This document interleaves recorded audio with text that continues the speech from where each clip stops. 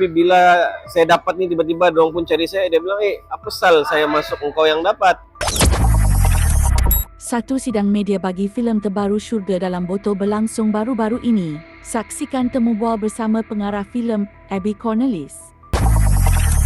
Apa kelainan karya Syurga Dalam Botol kali ini? Satu, cerita ini tidak klise dengan cerita-cerita yang ada di Sabah ini. Kebanyakannya mengangkat budaya kan. Kali ini cerita yang real lah.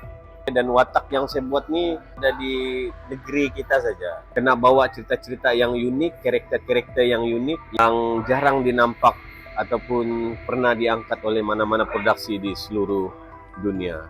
Dengar-dengar ada produksi dari Semenanjung yang mau ambil cerita ini dan berkolaborasi. Betul nggak itu? Kau dapat jawab cerita ni ya? Okey, kau sudah tanya, aku jawablah.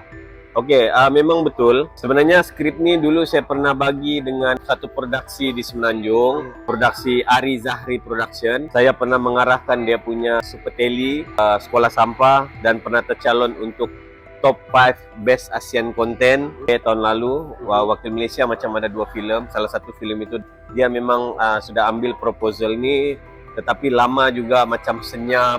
Jadi saya ingat mungkin tiada progres apa semua. Tetapi bila tiba-tiba dongkol, dorang mau mengangkat kepada satu filem yang besar, macam kami sama-sama ada masuk dalam Finas juga, tetapi lain kategori. Dia masuk Cereka proposal ni dan saya masuk FEM.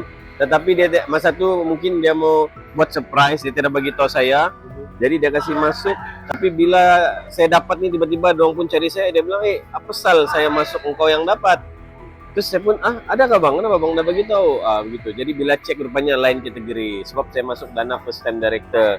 Jadi sebelum tu diorang mau angkat cerita ni jadi filem yang besar, cari dana kos sampai juta-juta. Cuma saya bukan director lah. Kalau diorang yang angkat, saya mungkin jadi asisten director ataupun pelakon saja dalam cerita tu. Akan diarahkan oleh director yang terkenal tanah air, yaitu Izwan Mokhtar. Saya okey pada mulanya, tapi sekarang sudah dana first time director, jadi saya lah kena direct. Dan saya buat keputusan, masa hari itu pun orang mau collaborate, masih mau meneruskan kolaborasi untuk mengangkat filem ni, tapi saya buat keputusan sebab ini dana first time director, saya punya first film, saya mau direct.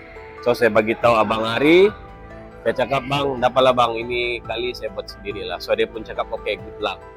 Ya, itu cerita tu memang betul. Apapun terima kasih kepada Abang Ari lah. Dan juga tim tu waktu tu sudi untuk bekerja sama. InsyaAllah bang, satu hari nanti kita akan bekerja sama. Kenapa pilih pelakon yang baru? Adakah pasal isu senang raih view ataupun viral? Saya tidak nafikan itu zaman sekarang punya kehendak.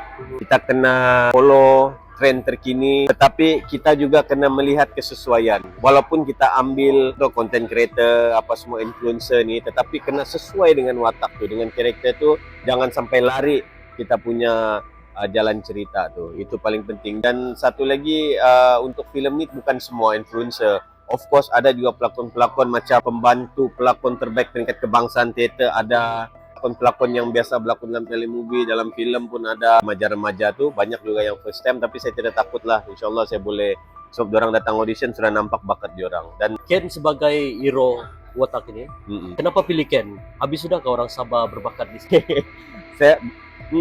saya rasa Ken pun orang Sabah sudah bah sekarang ni. Tapi bila nampak karakter dia tu unik, dan dari situlah saya ubah cerita saya supaya sesuaikan dia. Dan saya nampak dia ada kesungguhan membantu kami untuk mempromosikan. Tengok saja kami punya audition, itu mungkin sejarah Sabah. Audition saja pun sudah 15 juta viewer. Bukan senang mendapat tu. So dari situ saya nampak dia punya kesungguhan daripada hati. Dan kebetulan juga dia pernah buat konten di Pulau Gaya dan sesuai dengan dia, watak jurnalis tu.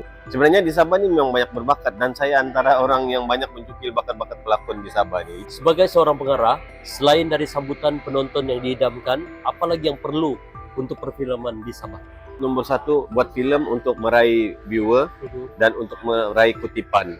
Rekod terbesar Sabah adalah kutipan dia 200 lebih ribu. Dan kita perlu satu filem yang betul-betul berkualiti, yang menggunakan dana sepenuhnya.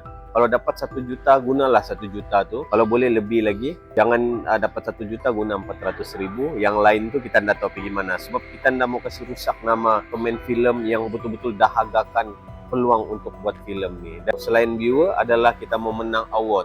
film terbaik di peringkat bukan saja tempatan tapi di peringkat negara antara bangsa. Ya.